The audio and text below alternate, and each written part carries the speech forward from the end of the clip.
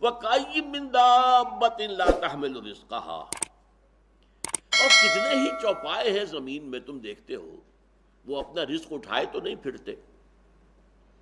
یہ پرندے جو ہیں کیا ان کا رزق ان کے پاس سٹور میں کہیں ہوتا ہے؟ حضرت مسیح کا ایک بڑا پیارا جملہ ہے سرمن آف دی ماؤنٹ میں، کیوں فکر کرتے ہو، اپنے حواریین سے کہہ رہے کیوں فکر کرتے ہو کہ کیا کھائیں گے؟ تم جنگل کی چڑیوں کو نہیں دیکھتے کہ وہ خالی پیٹ اپنے گھونسلوں سے نکلتی ہیں اور شام کو آسودہ ہو کر واپس آتی ہیں؟ ان کے پاس کہیں کوئی جمع تو نہیں ہے، کوئی ذخیرہ تو نہیں ہے گندم کا یا کسی اور چیز کا۔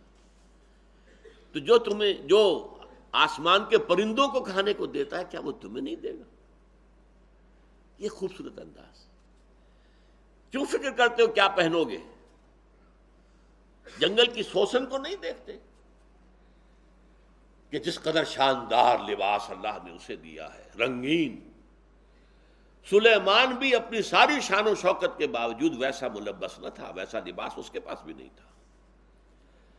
تو جو جنگل کی گھاس کو لباس دیتا ہے، جو آج ہے اور کل جھونک دی جائے گی آگ میں، کیا وہ تمہیں لباس نہیں پہنائے گا؟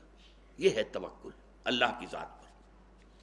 وَكَأَيٍّ مِّن دَابَّةٍ لَا تَحْمِلُ رِزْقَهَا اللَّهُ يَرْزُقُهَا وَإِيَّاكُمْ، اللہ ہی انہیں بھی رزق دیتا ہے، تمہیں بھی دے گا۔ کیوں فکر کرتے ہو کہ کل کیا کھائیں گے؟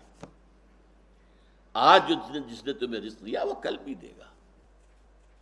تم اس کے اوپر توکل کرو، اعتماد کرو۔